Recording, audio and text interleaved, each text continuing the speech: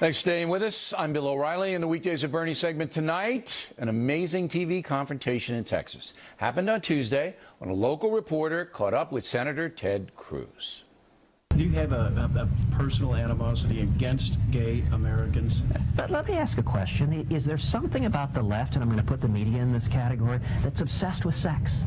Why is it that the only question you want to ask concerns homosexuals? You're wincing. You don't want to talk about foreign policy. I recognize you want to ask another question about gay rights. Well, you know, ISIS is executing homosexuals. You want to talk about gay rights? This week was a very bad week for gay rights because the expansion of ISIS, the expansion of radical theocratic Islamic zealots that crucify Christians, that behead children, and that murder homosexuals, that ought to be concerning you far more than asking 6 questions all on the same topic. Do you have a personal animosity against gay Americans? Do you have a personal animosity against Christians, sir? Your line of questioning is highly curious. Joining us now in Miami to react, the purveyor of BernardGoldberg.com, Mr. Goldberg. And you say...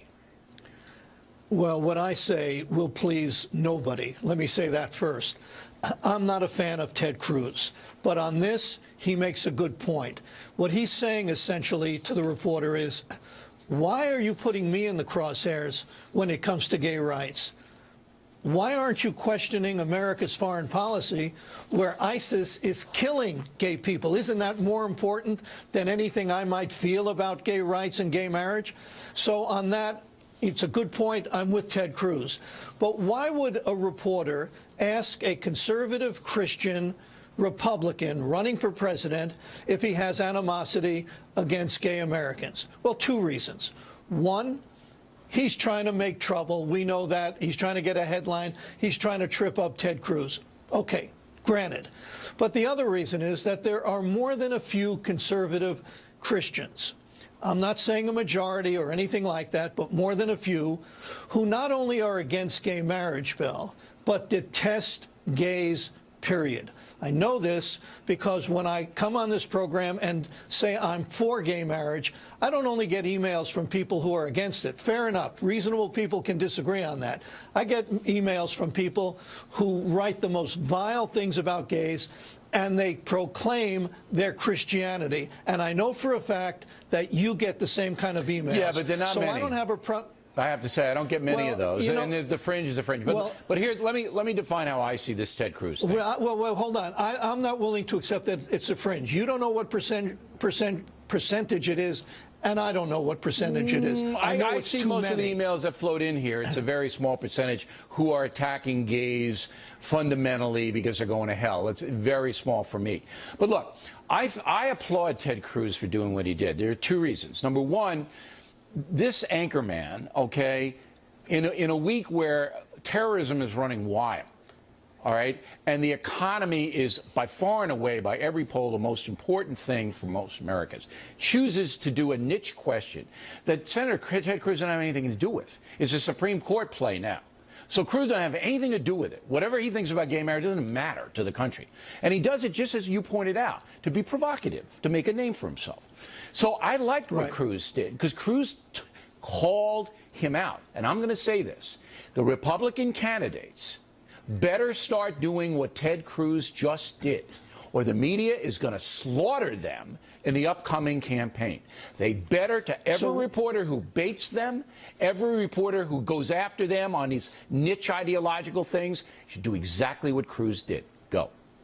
Okay, a couple of things. One, Cruz is right. The media don't go after liberal Democrats the way they go after conservative Republicans. They don't ask Hillary Clinton, how do you feel about late-term abortion? And when she gives her answer saying, wait a second, just because the mother's depressed, you think it's okay to kill an 8.5-month-old baby? So they don't go after them with the same zeal as they go after conservative Republicans. But Ted Cruz could have said, Of course I have no animosity against gay Americans. Next question. But you know why he didn't?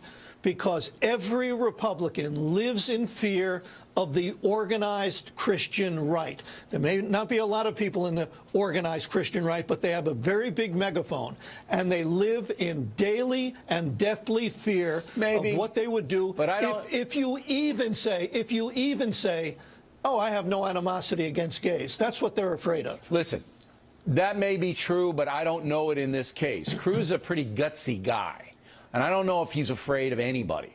But I'll tell you what. When I saw that soundbite, I went, yes, that's what you have to do, every Republican, to stop the media dishonesty.